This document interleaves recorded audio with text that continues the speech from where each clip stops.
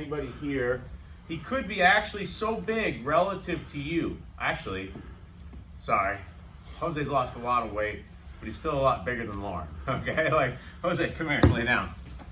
Lauren, come here. Jose's a big guy. Get him, Lauren.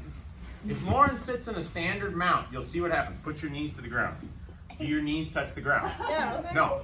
So she's got to go to side mount. Take a side mount position. Now you have contact with the floor. Does that make sense? So if there's, and this would be true for her for most adults, okay? Like her knees are not going to touch the floor. So she's going to take a side mount configuration, okay?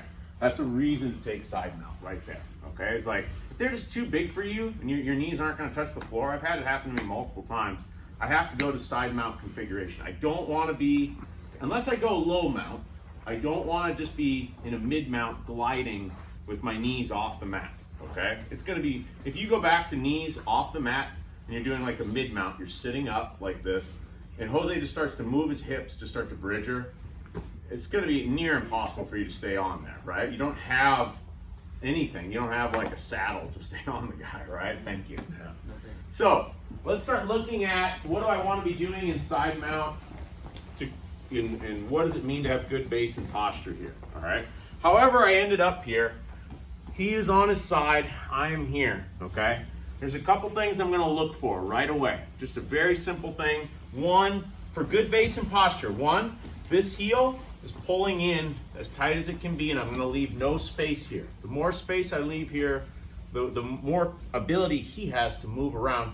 And if he could put both arms under my leg, I'm in trouble, okay? I can't allow that to happen, all right? It's going to be easy for him to hoist me off. The other thing I'm generally going to look to do is I'm going to try to bring my knee higher than his head. I like to have this kind of position. I like to be a little more perpendicular to him rather than parallel. This allows me to put pressure into your shoulder. You feel that, right? There's more of like a feeling of being smashed here, right? Whereas if I'm like this, it's relatively comfortable, right? So my first adjustment will almost always be something like that, okay? And I'm starting to put a lot, now my base is traveling through him, all right? The other connections I'll generally look for is, can I put my arms under the head and the arm? If either of these are available, I should take that right away. If he's going to allow me under this arm, I'm going to go under this arm. If he's going to allow me under his head, I'm going to go under his head. How you grip here, not super relevant because I may choose a variety of different attacks from here.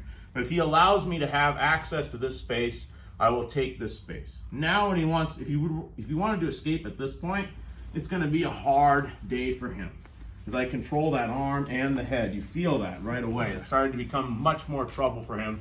Whereas when this is available to him, he starts to feel a lot better about his escapes, okay? So, let me do someone else so you can see real quick. Who else? So when I take the side mount, key details. This heel, tight into his body, okay? Should have absolute contact with his body. Should never not have contact with his body, all right? Number two, I'm gonna take as much real estate as I can in this direction, okay? Similarly, if I can move my leg up higher, I will move my leg up higher. That depends on him, okay?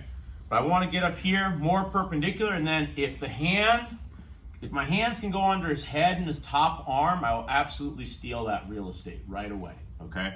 From here, I've got a great position on him to go into a lot of the attacks that we're gonna look at from here. Give us a try, 1, 2, 3.